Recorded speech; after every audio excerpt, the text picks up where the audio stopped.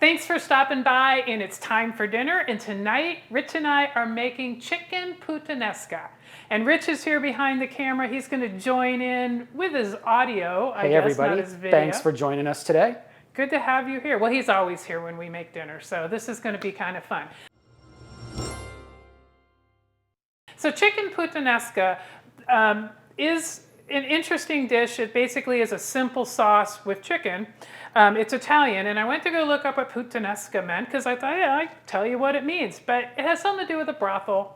I'm going to leave it there. If you really want to know, go to Google, search, figure it out. Now, this chicken puttanesca that I'm making, I'm pairing it with some gluten-free spaghetti. I do love eating just the chicken and the sauce, and there's olives involved and capers, and that's really delicious. But I think you need a little bit more substance. So I'm going to make some buttered spaghetti noodles to go with this. It's going to be absolutely delicious. So I've got all my mise en place: chicken, olives, capers, tons of garlic, anchovies. Don't be scared, you won't taste them. They'll be in there, they'll add flavor. Tomato paste, all that. I have everything ready, but there's one thing missing, and that's the wine. And if you've been watching long enough, I always say, do not cook with a wine that you will not drink with. So I'm going to pour out my 3/4 cup here. I think that's what it is. And because it's open, I can't let it go to waste. You got to cook with wine. Yeah, we have to cook around. So I'm going to pour myself some wine. And because Rich is working so hard behind the camera, he gets a glass of wine too. Woohoo! Here's your wine, babe. Okay, cheers. Cheers. Let's get this recipe started.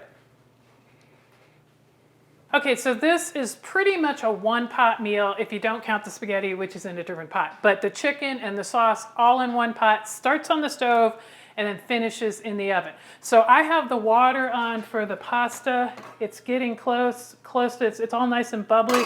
And so a word about gluten-free pasta. If it says 6 quarts of water to cook an entire box on the package, listen to the package. You need so much more water with gluten-free pasta. If you don't use enough water, you're not going to get enough flow in there. The pasta's not going to move around. It's going to be either sticky or gummy. It's just not going to work out. It is a ton of water. 6 quarts is a lot, but use it. And it also says a tablespoon of kosher salt or salt. I use kosher salt. That is correct too. You want that flavor in there. So I'm going to let this keep going. Ideally, toward the end, I'm going to grab a little bit of this pasta water after the pasta is cooked and put it in the sauce. Okay, the first step is we're going to brown the chicken really well, and then we're going to take it out of the pan and make the sauce. I am going to get heated up here to medium high. I'm going to add some sunflower oil. That's good, and wait for this to heat up. And while this is heating up, I'm Rich. Have you ever, other than with me, have you ever had chicken puttanesca? No, other than with you, I have not. We've made this a couple of times in preparation for this recipe to fine-tune it. And both times we made it, it was delicious. And I'm looking forward to having it again. It's so wonderful. It has olives, capers, anchovies, garlic. It's just a flavorful dish. If you do not like garlic, you may not like this dish, but you could always use a little bit less. And it reheats well the next day too. Oh, yeah, it's delicious the next day. Phenomenal the next day. So I have 5 chicken thighs, bone-in, skin on. You can use chicken thighs, leg quarters, or you can use drumsticks. I just prefer the chicken thighs, and they are very liberally seasoned on both sides with kosher salt and pepper. So I'm waiting for this. I want this to be very, very hot because I want to brown the chicken. I'm not cooking it thoroughly through here. I want a nice sear on both sides of the chicken.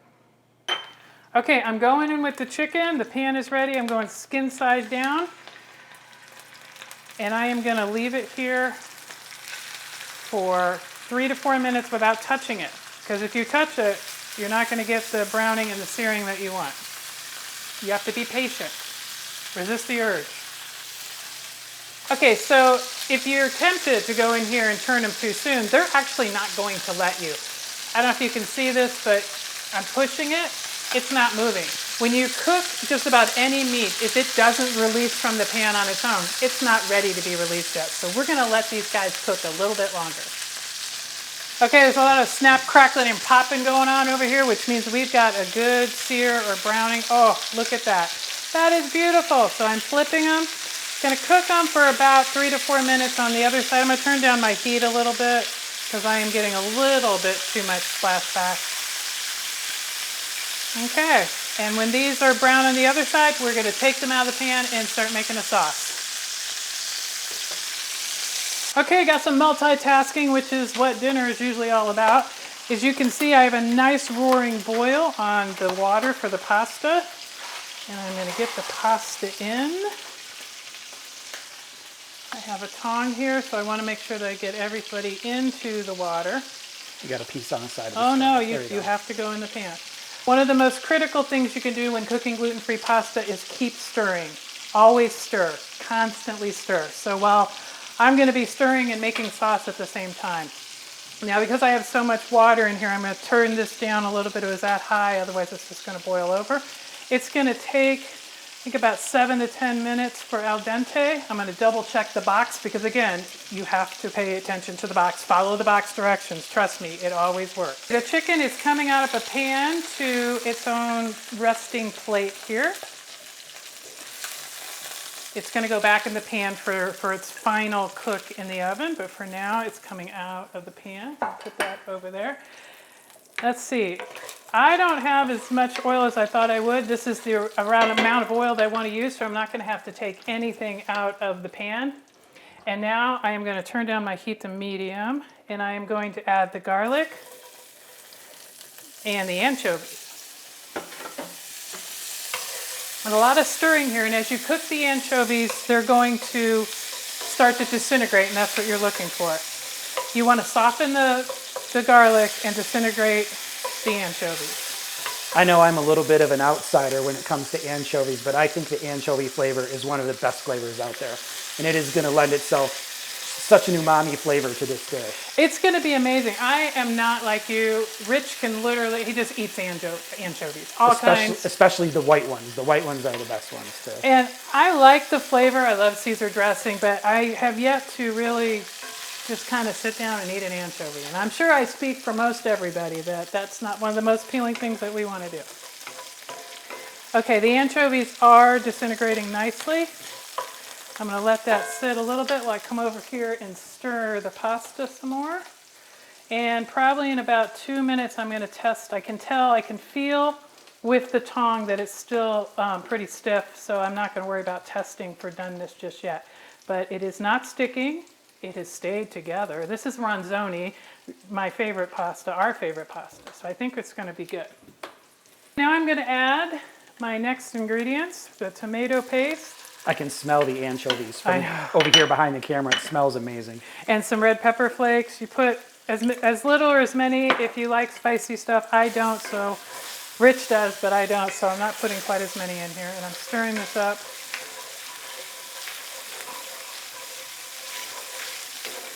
Wow, that smells amazing. I know, it's so good.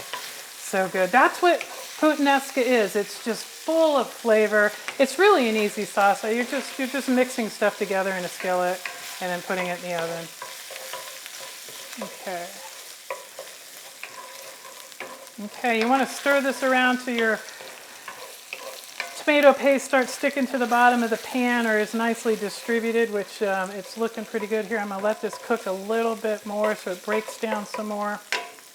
I'm going to hit it with a little bit of salt and pepper right now. The anchovies are going to bring some nice brininess and some salt, and then especially the olives are going to bring some salt. Okay, now for the final step of the sauce, I've got 5 ingredients. And the first thing I'm going to put in is the wine. It's kind of going to deglaze this a little bit.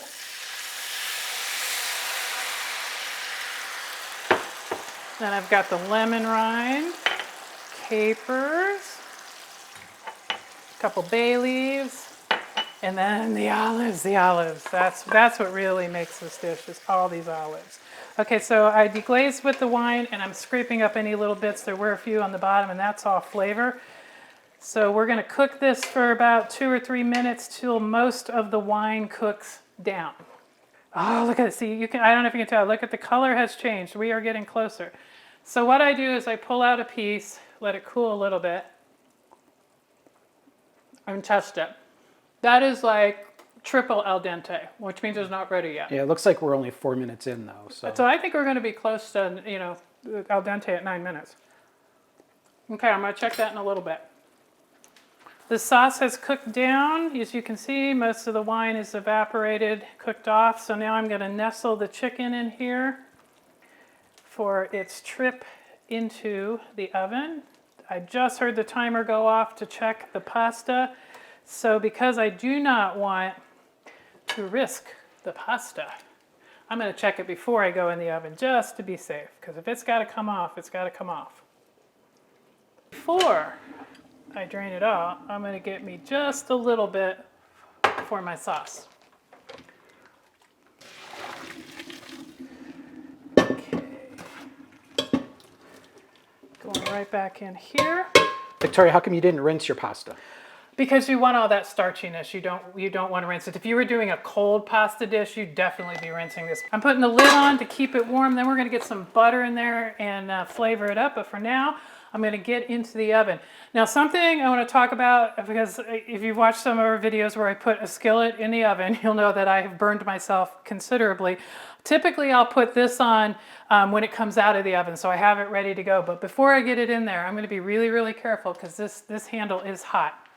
So I have the chicken nestled in. Oh, I almost forgot. The last step is the chicken stock and, whoops, a little bit of pasta water. And what the pasta water is going to do, it's going to add a little bit of starch. And so when this sauce hits the pasta, when you go to eat it, it's going to help stick to the pasta a little bit better. Okay, I have a 350-degree oven. I'm going to grab with this and this and get it in here. There we go. It'll take about 20 to 25 minutes. I'm going to set the timer at 20 and check it, but most likely it will be done. Now let's attend to the pasta. So I want to make this a bit of a buttery pasta just to give it a little bit of flavor. I love buttered noodles. And since we're dairy-free here, we're going to use some Earth Balance.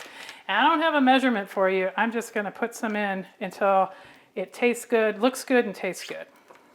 Okay, and I'm going to mix this around gently because I don't want to destroy my pasta. Now I can see some of it has broken, which happens with real pasta and can happen with gluten-free pasta. I find that ronzoni, it doesn't happen quite as much, so that's good. I am going to go in and see what this tastes like. Oh, buttered noodles. I love buttered noodles. I put the tablespoon of salt, but it definitely needs a little salt. Maybe hit it with a little pepper too. Yep. Hey, you're reading my mind. Yep, definitely some pepper. And I'm probably going to hit it with some chopped parsley at the end as well. I'm not going to put that in right now. I'm going to put garnish both the puttanesca and the pasta with the parsley. So the chicken puttanesca was in the oven for about 25 minutes. I tested it with a probe thermometer and it temped at ready, the chicken did. So I'm going to pull this out here. Now, it's very important, like I said, because I have burned myself before, I always put this handle cover on so it reminds me, because your tendency is always to grab the handle because that's what you do, but when it's just come out of the oven, you do not want to grab this handle. So I've got this on here. I'm going to let this rest a bit and then we're going to plate up and we're going to eat, which is going to be the best part. It's cooled down a little bit. I plated. First I put down some of the buttered noodles, then I put a chicken thigh, and then I got sauce and olives and put it on top of that, and then I hit it with some chopped Italian parsley. Now, of course, you're going to want to discard the 2 bay leaves and the lemon rind that is in the sauce before you serve. And now I'm going in. It smells so amazing. I think I could eat this without the chicken, actually. I mean, it's just the noodles and the sauce just smells amazing. Okay, I'm gonna get some pasta, get some olive, all in one bite. Oh. Okay, yeah, eat it with the chicken. It's really good with the chicken. It would be good with just the pasta, the sauce. Oh my goodness, this is so good. And I absolutely love olives and capers and the anchovy flavor, not necessarily the anchovy itself. It's really, really good. Rich, you're gonna love this. It smells amazing from over here. Oh my God, this is our dinner, literally. Now, I will say The ronzoni, by the time it was ready to get in the bowl, it broke apart too. But you know, it tastes like pasta, it feels like pasta. If it doesn't hold together as well as conventional, I'm kind of okay with that. As long as it's not mush and have a terrible flavor, I'll take it all day, every day. One more bite. Oh my goodness, this was so good.